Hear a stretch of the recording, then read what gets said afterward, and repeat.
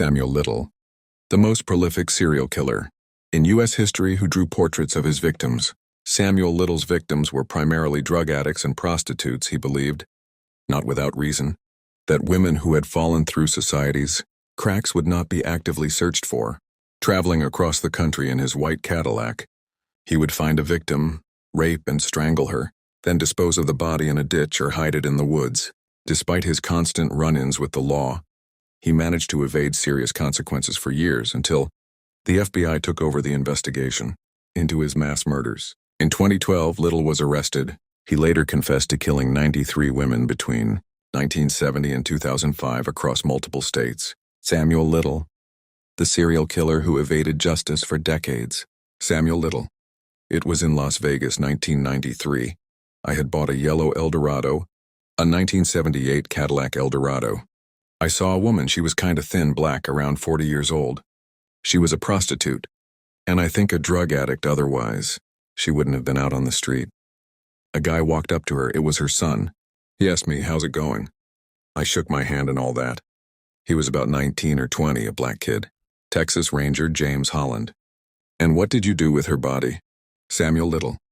"Well, I drove out of Las Vegas and, on the outskirts of the city, I saw a road leading to a motel.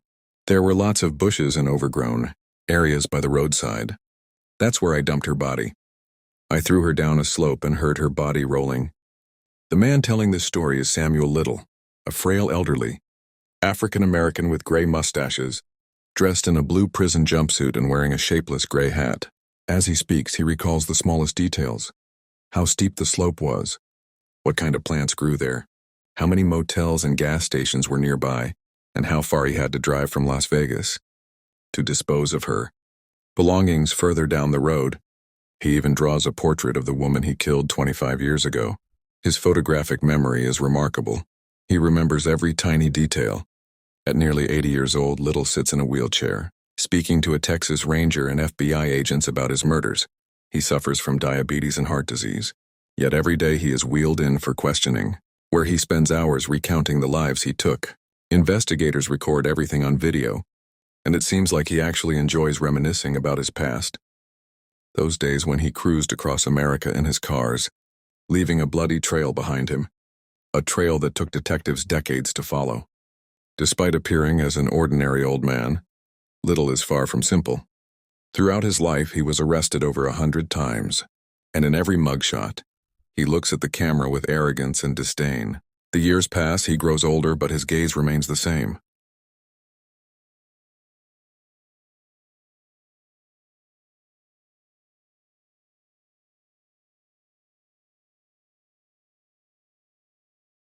Who was he? A Southern boy. Samuel Little was born in 1940 in the tiny town of Reynolds, Georgia, nearly 100 kilometers from Atlanta, the state's capital. Reynolds had little to boast about, just a few estates, a cathedral, and a water tower. The only notable figure from the town, besides Little himself, was another man with the same last name, Earl Little, the father of Malcolm X, the famous civil rights activist. Samuel even claimed to be related to him. However, Little didn't stay in Georgia for long. Shortly after his birth, his family moved to the industrial town of Lorain, Ohio. His mother was likely a prostitute, so his strict grandmother took over most of his upbringing. Whether because of this or other factors, Samuel became a source of trouble from a young age. He performed poorly in school and had his first brush with the law at age 16, when he was caught stealing a bicycle. After spending some time in a juvenile detention center, he didn't change his ways. Just months later, he was arrested again for burglary. It was in these correctional facilities and later in prison that Little took up boxing. The skills he learned behind bars would serve him well in the years to come. He took pride in his abilities. He was a formidable fighter, known in the ring as Mad Machine and Machine Gun. He defeated most of his fellow inmate opponents and even won prizes. Like many boxing fans of his time, he idolized Sugar Ray Robinson, the legendary world champion whose 25-year career shaped boxing in the second half of the 20th century. A drifter's life.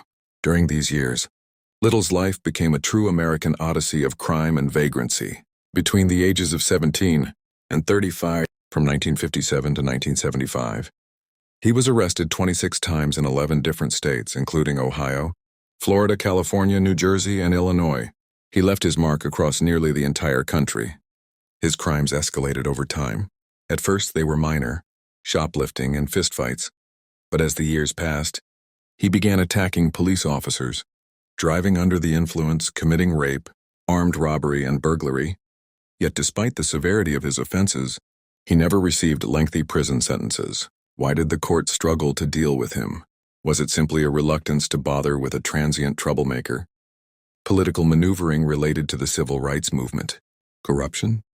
Perhaps all of these factors played a role, or maybe something else entirely. But whatever the reason, Little had remarkable luck. Almost everything he did went unpunished.